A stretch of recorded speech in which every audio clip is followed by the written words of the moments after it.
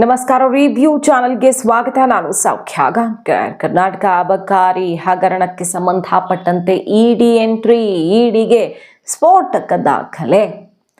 Arrest ಆಗ್ತಾರ RB. Timmapur. ನೋಡಿ, ನಾಗೇಂದ್ರ ವಿರುದ್ಧ ಆರೋಪ ಕೇಳಿ ಬಂದಾಗ ಹಿಂಗೆ ಅಂದ್ಕೊಳ್ಳಾಗಿತ್ತು, ಆರೋಪ ಗಿರೋಪ ಅಂದ್ಕೊಂಡು ಹೋಗ್ಬಿಡುತ್ತೆ ಅಂತ. ಕಡೆಗೆ ಅದು ಅರೆಸ್ಟ್ ಆಗೋ ತನಕ ಹೋಗಿ ಈಗಲೂ ಗಂಭೀರ ಸ್ವರೂಪದಲ್ಲೇ ಇದೆ ಕೇಸ್. ಇಡಿ ಮತ್ತು CBI ಎಂಟ್ರಿ ಆದ ಬಳಿಕ ರೋಚಕ ಟ್ವಿಸ್ಟ್ ತಗೊಂಡು ಎಲೆಕ್ಷನ್ಗೆ ದುಡ್ಡು ಹೋಗ್ತಿತ್ತು ಅನ್ನೋದೆಲ್ಲ ಬಂತು ಹೊರಗಡೆ.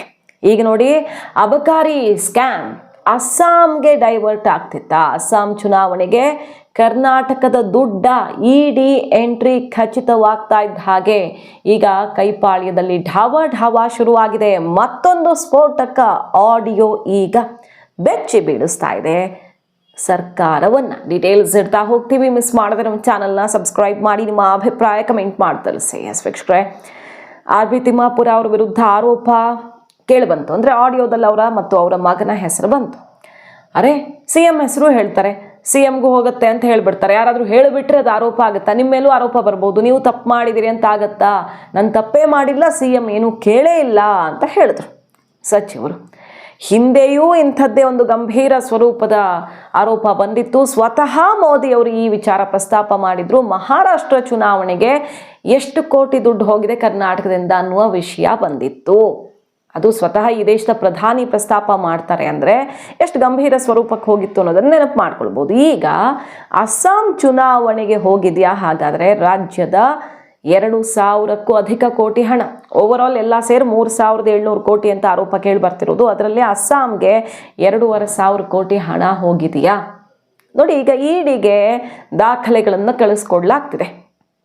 ದೂರುದಾರರು ಕಳಿಸ್ಕೊಡ್ತಿರಬಹುದು, ಅಥವಾ BJPಯವರು ಕೂಡ ಸ್ವತಃ ಆಸಕ್ತಿಯನ್ನು ವಹಿಸಿರಬಹುದು. ಸಹಜವಾಗಿ ಪ್ರತಿಪಕ್ಷವಾಗಿ ಇಂಥದ್ದೊಂದು ಗಂಭೀರ ಸ್ವರೂಪದ ಕೇಸ್ ಆಗಿರೋದ್ರಿಂದ ಒಟ್ಟಿನಲ್ಲಿ ಇಡಿ ಈ ಬಗ್ಗೆ ಮಾಹಿತಿಯನ್ನು ಕಲೆ ಹಾಕ್ತಾ ಇದೆ ಅನ್ನುವ ಸುದ್ದಿ ಈಗ ಲಭ್ಯವಾಗ್ತಿದೆ. ಇಡಿ ಆರ್.ಬಿ. ತಿಮ್ಮಾಪುರ ಮತ್ತು ಅಬಕಾರಿ DC, ಅದು ಯಾರೋ ಕೆಳಗಿನ ಅಧಿಕಾರಿ ಮಾತಾಡಿದ್ದಾಗಿದ್ರೆ ಅಷ್ಟು ಇಂಪಾರ್ಟೆನ್ಸ್ ಪಡ್ಕೊಳ್ತಿರ್ಲಿಲ್ಲ. ಅವರು ಮೇಲ್ದರ್ಜೆ ಅಧಿಕಾರಿ ಮತ್ತು ಅವರೇ ಫೈನಲ್ ಆಗಿರ್ತಾರೆ. ಅಬಕಾರಿ DC ಮಾತಾಡೋ ಸ್ಟೇಟ್ಮೆಂಟ್ ಅದು. ಸಚಿವರಿಗೆ ಹೋಗುತ್ತೆ ದುಡ್ಡು, ಅವರ ಮಗನಿಗೆ ಹೋಗುತ್ತೆ ದುಡ್ಡು ಅಂತ. ಅಷ್ಟೇ ಅಲ್ಲ, ಎರಡನೇ ಆಡಿಯೋದಲ್ಲಿ ಮತ್ತಷ್ಟು ಸ್ಫೋಟಕ ವಿಚಾರಗಳಿವೆ. ಅದು ಈಗ ಕಂಪನ ಸೃಷ್ಟಿ ಮಾಡ್ತಿರೋದು.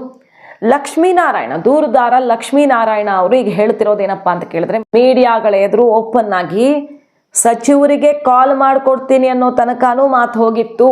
ನಾನು ಚೌಕಾಸಿಗೆ ಇಳಿದಾಗ OnePlus ಓಡ್ತಿದ್ದೆ, ನಾನು ಕಡಿಮೆ ಕೊಡ್ತೀನಿ ಅಂತಾರೆ. ಸಚಿವರಿಗೇನೆ ದೊಡ್ಡ ಪಾಲು ಹೋಗುತ್ತೆ ಅನ್ನೋದನ್ನು ಅವರು ಓಪನ್ ಆಗಿ ಹೇಳಿದ್ದಾರೆ.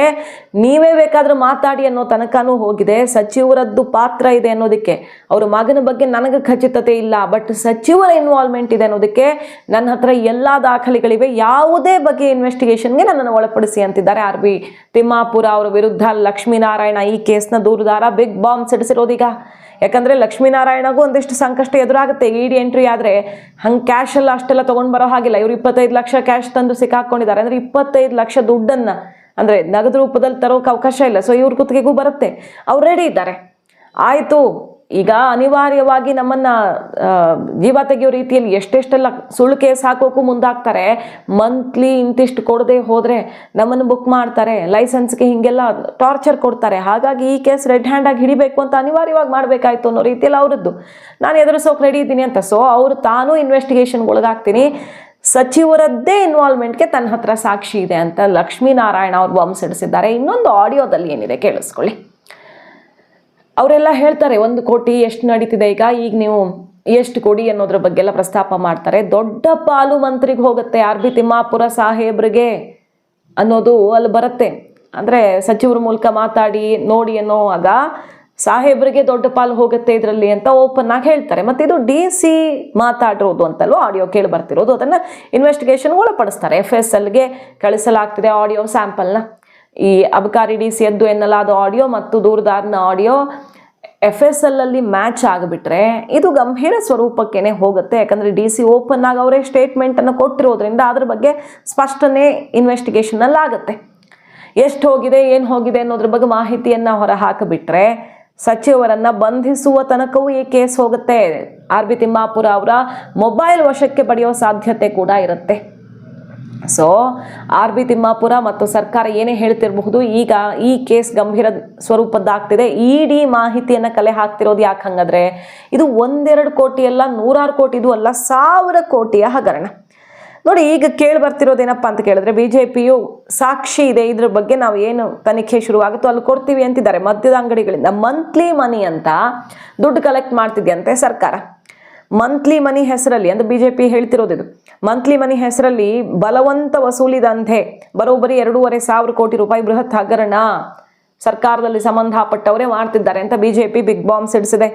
ಅದಕ್ಕೆ ಸಂಪೂರ್ಣ ಸಾಕ್ಷಿಗಳನ್ನ ನಾವು ಕೊಡ್ತೀವಿ ಅಂತ, ಸಂಪೂರ್ಣ ಸಾಕ್ಷಿ ಇದೆ ಮಂತ್ಲಿ ಮನಿ ಬಗ್ಗೆ ಅಂತ.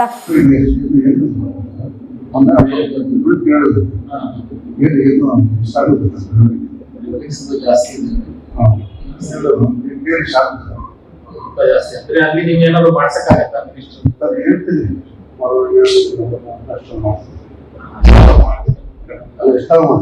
ಅವ್ರದ್ದು ಈಗ ಎಕ್ಸ್ಪೆಕ್ಟೇಷನ್ 1+ ಇದೆ ಅಂದ್ರೆ ಅವ್ರಿಗೆ ಜಾಸ್ತಿ ಮಾತಾಡಿ ಮಾಡ್ತೀನಿ. ಇದಿಷ್ಟೇ ಅಲ್ಲದೆ ಲಿಖಿತವಾಗಿ ಒಂದು ದೂರು, ಮದ್ಯ ಮಾರಾಟಗಾರರ ಸಂಘ ಲಿಖಿತವಾಗಿ ಕೊಟ್ಟಿರೋ ದೂರು, ಕೈ ಬೆಚ್ಚಗೆ ಮಾಡದೇ ಇದ್ರೆ ಸುಳ್ಳು ಕೇಸ್ ಹಾಕಿ ನಮ್ಮನ್ನ ಮುಗಿಸ್ಲಾಗುತ್ತೆ, ಟಾರ್ಗೆಟ್ ಮಾಡ್ತಾರೆ. ಬಾರ್ ಮಾಲೀಕರು ಈಗ ಲೋಕಾಯುಕ್ತ ಮೆಟ್ಟಿಲೇರಿರೋದು ಕೂಡ ಆಗಿದೆ. ಲೋಕಾಯುಕ್ತಕ್ಕೆ ಆರ್ ಬಿ ತಿಮ್ಮಾಪುರ ಅವರ ವಿರುದ್ಧವೇ ದಾಖಲೆ ಸಮೇತ ದೂರು ಕೊಟ್ಟಿದ್ದಾರೆ. ನಂಬರ್ 1. ಇನ್ನೊಂದು ಮಂತ್ಲಿ ಮನಿ ಬಗ್ಗೆ ದೂರು ಹೋಗಿದೆ. ಜೊತೆಗೆ ಸ್ಪಷ್ಟವಾದಂತಹ ಸಾಕ್ಷಿಗಳನ್ನು ಇಟ್ಕೊಂಡು BJP ಕೂಡ ಈಗ ಹೋರಾಟಕ್ಕೆ ಇಳಿತಾ ಇದೆ. ಸಾಕ್ಷಿ ಕೊಡಿ ಅಂತಿದ್ದಾರಲ್ಲ ಪ್ರಿಯಾಂಕ್ ಖರ್ಗೆ ಅವರು, ಇದಕ್ಕಿಂತ ಸಾಕ್ಷಿ ಬೇಕಾ? ಇನ್ವೆಸ್ಟಿಗೇಷನ್ನಲ್ಲಿ ಎಲ್ಲ ಸಾಕ್ಷಿಗಳನ್ನು ನಾವು ಒದಗಿಸ್ತೀವಿ. ಒಂದು ಕ್ಷಣ ಆರ್ ಬಿ ತಿಮ್ಮಾಪುರ ಅವರಿದ್ರು ಅದು ಸಿದ್ದರಾಮಯ್ಯನವ್ರಿಗೆ ನೇರವಾಗಿ ಕನೆಕ್ಟ್ ಆಗಿದೆ ಅನ್ನೋದು ಅರ್ಥ ಆಗುತ್ತೆ. ಹೇಳಿ ಕೇಳಿ ಸಿದ್ದರಾಮಯ್ಯನವ್ರು ಆಪ್ತರು ತಿಮ್ಮಾಪುರ ಅವರು, ಹಾಗಾಗಿ ಬಿಟ್ಕೊಡ್ತಿಲ್ಲ ಅಂತ ಅನ್ಕೊಳ್ಳೋದಾದ್ರೆ, ಇಷ್ಟು ದೊಡ್ಡ ಕರ್ಮಕಾಂಡ ಬಯಲಾದ ಮೇಲೂ ಅವ್ರನ್ನ ರಾಜೀನಾಮೆ ತಗೊಳ್ಳದೆ ಇದ್ರೆ CMಗೇನೆ ಈ ದುಡ್ಡು ಪಾಸ್ ಆಗ್ತಿತ್ತು ಅನ್ನೋ ರೀತಿಯಲ್ಲಿ ಅಂದ್ಕೊಳ್ಬೇಕಾಗತ್ತೆ. ಸಹಜವಾಗಿ ಸತ್ಯ ಈಗ ಬ್ಲಾಸ್ಟ್ ಆಗಿದೆ ಅಂತ BJP ಸಾಕ್ಷಿ ಸಮೇತ ಈಗ ಅಖಾಡಕ್ಕೆ ಧುಮುಕಿದೆ. ಇಡಿ ಬರ್ತಿರೋದ್ರಿಂದ ಮತ್ತೊಂದು ಪ್ರಮುಖ ಕೇಸ್ ಆಗ್ತಿದೆ. ಇದು ಎನಿ ಟೈಮ್ ಇಡಿ ಇಲ್ಲಿಗೆ ಬಂದು ಕೇಸ್ ದಾಖಲಿಸ್ಕೊಳ್ಬಹುದು, ಯಾಕಂದ್ರೆ ಮಾಹಿತಿ ಸಂಗ್ರಹ ಆಗ್ತಿದೆ ಅನ್ನೋ ಸುದ್ದಿ ಬರ್ತಿರೋದ್ರಿಂದ. ವಾಲ್ಮೀಕಿ ಕೇಸ್ನಲ್ಲಿ ತಲೆದಂಡ ಆಗೇ ಹೋಯ್ತು. ಈಗ ಮತ್ತೊಂದು ದೊಡ್ಡ ಹಗರಣ, ಅದು ಕೂಡ ಅಸ್ಸಾಂ ಎಲೆಕ್ಷನ್ಗೆ ಲಿಂಕ್ ಆಗ್ತಿರೋದು. BJP ಹೇಳ್ತಾ ಇದೆ ಅಸ್ಸಾಂಗೆ 1000 ಕೋಟಿ ದುಡ್ಡನ್ನ ಇಲ್ಲಿಂದಲೇ ಕಳಿಸ್ಕೊಡ್ಲಾಗ್ತಿದೆ ಅಂತ. ಅಂಥದ್ದೇನಾದರೂ ಈಗ ಬಳ್ಳಾರಿ ಎಲೆಕ್ಷನ್ನು, ತೆಲಂಗಾಣ ಎಲೆಕ್ಷನ್ನು, ಹವಾಲಾ ಲಿಂಕು, ಮೊಬೈಲಲ್ಲಿ ಸಾಕ್ಷ್ಯ, ಸಚಿವರು ಮುನ್ನೆಚ್ಚರಿಕೆ ಸಿಕ್ಕಿತ್ತಲ್ವ ಅವ್ರಿಗೆ, ಇದೆಲ್ಲ ಶುರುವಾದಾಗ ಎಲ್ಲ ಡಿಲೀಟ್ ಮಾಡಿ, ಅಂದರೆ ಅವ್ರ ಕಡೆ ಅವ್ರ PA ಎಲ್ಲ ಡಿಲೀಟ್ ಮಾಡಿದ್ರು. ಆದರೆ ಡಿಜಿಟಲ್ ಸಾಕ್ಷ್ಯ ರಿಟ್ರೈವ್ ಮಾಡಿದಾಗ ಇಡಿಗೆ ಎಲ್ಲ ಸಿಕ್ಕಿಬಿಡುತ್ತೆ. ಅದೇ ರೀತಿಯಲ್ಲಿ ಕೆಲವು ಮೊಬೈಲ್ಗಳನ್ನು ಹಿಡಿದುಬಿಟ್ರೆ ಈ ಕೇಸಲ್ಲಿ ಕಂಪ್ಲೀಟ್ ಸಾಕ್ಷಿ ಹೊರಗಡೆ ಬರುತ್ತೆ ಅಂತಲೇ ಹೇಳ್ತಾ ಇರೋದು. ಯಾಕಂದರೆ DC ಈಗಾಗಲೇ ಸಿಕ್ಕಾಕ್ಕೊಂಡಿದ್ದಾರೆ, ಅಬಕಾರಿ DC ಸಿಕ್ಕಾಕ್ಕೊಂಡಿರೋದು. ಮತ್ತು ಅಲ್ಲಿ ನೋಡಿ, ಒಬ್ಬ ವ್ಯಕ್ತಿ ಈ ಕಂಪ್ಲೀಟ್ ಕಾರ್ಯಾಚರಣೆಯ ರೂವಾರಿ ಯಾರು ಅಂತ ಕೇಳಿ ಬರ್ತಿರೋದು ಸೂಪರಿಂಟೆಂಡೆಂಟ್ ತಮ್ಮಣ್ಣ. ಆದರೆ ಆತ DC ಜಗದೀಶ್ ಸೂಚನೆಯಂತೆ ಡೀಲಿಂಗ್ ಮಾಡಿ ದುಡ್ಡನ್ನು ಸಿಬ್ಬಂದಿ ಕೈಲಿ ಕೊಟ್ಟು ಕಾರಲ್ಲಿ ಇಡ್ಸೋಕೆ ಕಳಿಸಿರ್ತಾನೆ. ಲಕ್ಕಣ್ಣ ಅನ್ನೋ ವ್ಯಕ್ತಿ, ಪಾಪ ಆತನಿಗೆ ಏನೂ ಗೊತ್ತಿಲ್ಲ ಅನ್ನೋದು ಮಾಹಿತಿ. ಕಾರಲ್ಲಿ ಇಡೋಕೆ ಹೋದಾಗ ಆತನನ್ನು ಪೊಲೀಸರು ಹಿಡ್ಕೊಳ್ತಿದ್ದ ಹಾಗೇನೆ, ಅಂದರೆ ಲೋಕಾಯುಕ್ತ ಬರ್ತಾ ಇದ್ದ ಹಾಗೇನೆ ಈತ ಎಸ್ಕೇಪ್ ಆಗ್ತಾನೆ. ಮೆಟ್ರೋದಲ್ಲಿ ಹೋಗಿ, ಎಲ್ಲಿಂದನೂ ಹಾರು ಹೋಗಿ ಮೆಟ್ರೋದಲ್ಲಿ ಹೋಗಿ ಇನ್ನೊಂದು ಕಡೆ ಹೋಗಿರ್ತಾನೆ. ಬಟ್ ಆಮೇಲೆ ತಗ್ಲಾಕ್ಕೊಂಡಿರೋದು.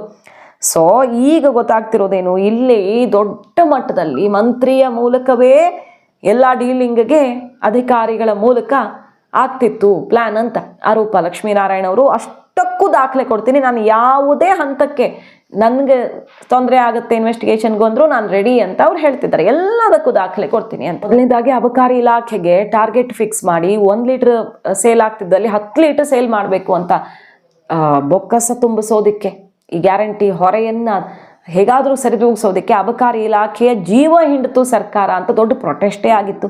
1 ಲೀಟ್ರ್ ಮಾರುವಲ್ಲಿ 10 ಲೀಟ್ರ್ ಮಾರಬೇಕು ಅಂದರೆ ಹೆಂಗೆ ಮಾರಬೇಕು, ನಾವು ಕುಡಿದೇ ಇದ್ದವರನ್ನು ತಂದು ಕುಡಿಸ್ಬೇಕಾ ಅಂತ ಮುಗಿಬಿದ್ದಿದ್ರು ಮದ್ಯ ಮಾರಾಟಗಾರರು.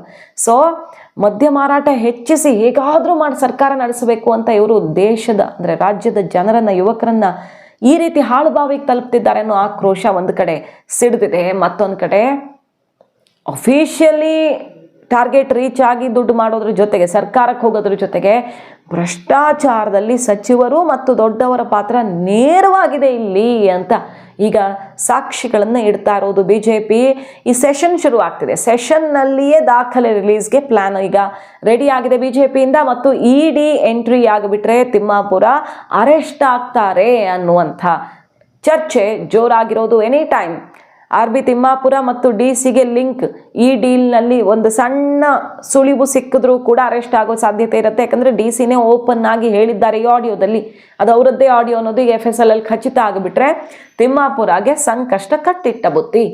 ನೋಡೋಣ, ಕಾದ್ ನೋಡೋಣ. ಈಗ BJP ದೂರದಾರ ಲಕ್ಷ್ಮೀನಾರಾಯಣ ನೆಕ್ಸ್ಟ್ ಸ್ಟೆಪ್ಪನ್ನು ತಗೊಳ್ತಾ ಇರೋದು. ಮಾಹಿತಿ ಇಷ್ಟ ಆಗಿದ್ರೆ ಮಿಸ್ ಮಾಡದೆ ನಮ್ಮ ಚಾನಲ್ನ ಸಬ್ಸ್ಕ್ರೈಬ್ ಮಾಡಿ, ನಿಮ್ಮ ಅಭಿಪ್ರಾಯ ಕಮೆಂಟ್ ಮಾಡಿ ತಿಳಿಸಿ. Thank you.